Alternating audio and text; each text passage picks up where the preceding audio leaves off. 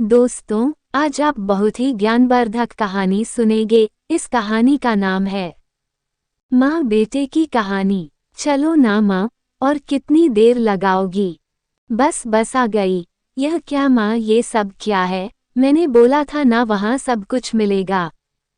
फिर भी तुम नहीं मानी। अरे बेटा, इसे धोना थोड़ी है, गाड़ी जब साथ जा रही है तो ये भी साथ चला जाएगा। तुम भी ना माँ, तुमसे कुछ भी कहने का कोई फायदा नहीं है। माँ के हाथों से खाने का टिफिन अपने हाथ में लेते समय माँ के हाथों को स्पष्ट प्रमोद को कुछ ठीक नहीं लगता है। वो माँ से कहता है, अरे माँ, जाकर हाथ धो लो, तुम्हारे हाथों में शायद कुछ लगा है।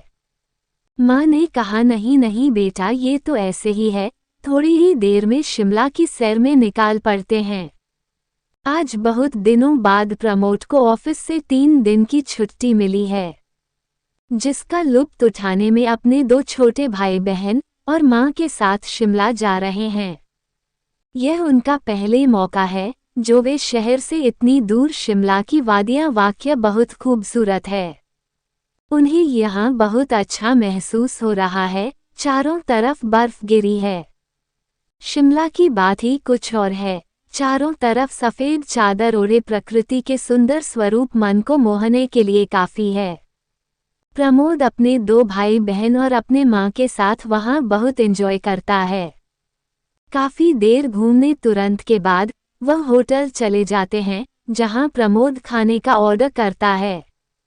मगर माँ उसे मना करते हुए खाने का टिफ़िन निकलती है।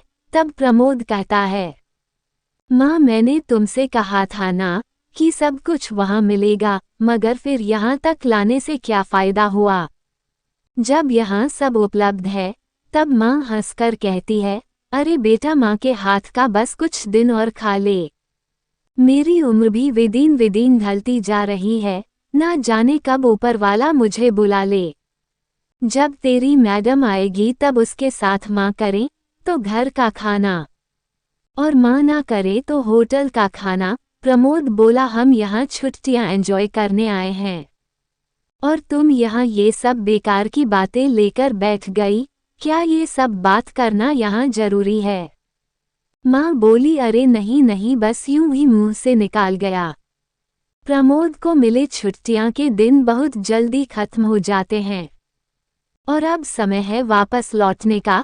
प्रमोद अपने भाई बहन को वापस के लिए जगा रहा था।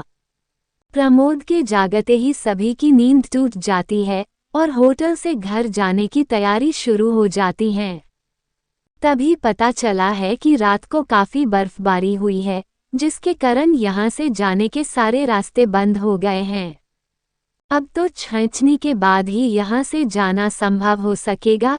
इस खबर को सुनकर प्रमोद जल झाला जाता है, क्योंकि उसे तो बस 3 दिन की छुट्टियां मिली थी। अगर उसने एक दिन भी ऑफिस पहुंचने में देरी की तो उसके पैसे कटने शुरू हो जाएंगे। माँ उसे समझती है, बेटा, यहाँ सब कुछ हमारे हाथ में नहीं है, ये सब प्रकृति की माया है, इसमें नाराज होने से कोई फायदा नहीं।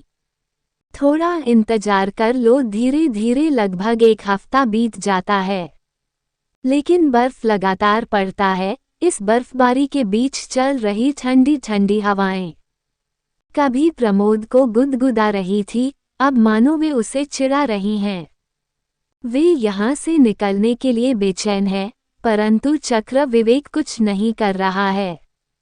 एक तरफ उसके भाई बहन बाहर के मौसम का मजा ले रहे हैं, खूब मस्ती कर रहे हैं, वहीं पर प्रमोद होटल के कमरे से बार बार झांक रहा है।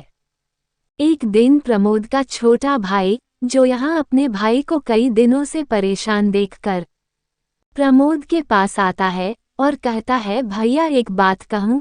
चिड़चिड़ा हो चुका प्रमोद थोड़ा नाखुश अंदाज में कहता है, भैया, वैसे तुम्हारा परेशान होना जायज है, क्योंकि तुम्हारी छुट्टियां कब की खत्म हो चुकी हैं और हम यही ठहरे हैं।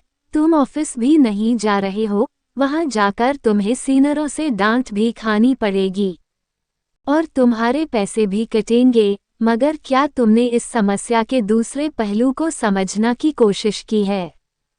प्रमोद कहता है, तुम क्या कहना चाहते हो, सीधे सीधे कहो। उसका छोटा भाई बोला, यही कि प्रकृति ने आपके सामने जो परेशानियां खड़ी की है उसका निश्चित रूप से एक अच्छा मकसद भी है। भाई की बातें सुनकर प्रमोद थोड़ा गुस्सा हो जाता है और कहता है, अगर तुम्हें बकवास ही करनी है तो तुम यहाँ से जा सकते हो। छोटा भाई बोलता है, नहीं नहीं भैया, ऐसी बात नहीं है। प्रमोद बोला, तो कैसी बात है? छोटा भाई बोला, क्या तुमने कभी माँ के हाथों को देखा है? उन्हें स्पर्श किया है? रात दिन हमारे लिए काम करती है। काम करते करते उनके हाथ कठोर हो गए हैं, उसे कभी एक पल की फुर्सत नहीं मिली। परंतु यहाँ होटल में लगभग 10 दिनों से रहते हुए उसे एक प्लेट भी धोना नहीं पड़ा। सब कुछ होटल में ही मिल जाया करता था, उसे यहाँ खाना बनाने की, बर्तन मांजने की जरूर ही नहीं। यहाँ सब कुछ होटल में ही उपलब्ध है। इन 10 दिनों में माँ के हाथों को बहुत आराम मिला है। अब वे पहले की तरह सख्त नहीं है, बल्कि मुलायम हो गए हैं। तुम्हारी यह एक्स्ट्रा छुट्टियाँ चाहे तुम्हारे लिए परेशानियाँ लेकर आई हैं, लेकिन जान अनजाने में तुमने माँ को जो सुख दिया है वे माँ के हाथों को स्पष्ट करके तुम खुद जान सकते हो। अपने छोटे भाई से यह सारी बातें सुनकर प्रमोद एक स्टैचू बन चुका था। बाइक उसके भाई ने शायद उसके माँ की गहराई को छू लिया था।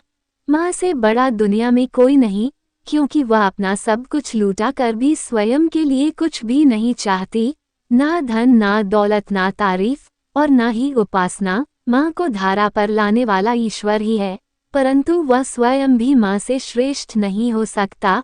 आशा करती हूँ आप सभी लोगों को हमारी यह कहानी पसंद आई होगी। कहानी पसंद आई हो तो इस चैनल को सब्सक्राइब करें, वीडियो को लाइक करें और अधिक से अधिक दोस्तों को शेयर करना ना भूलें।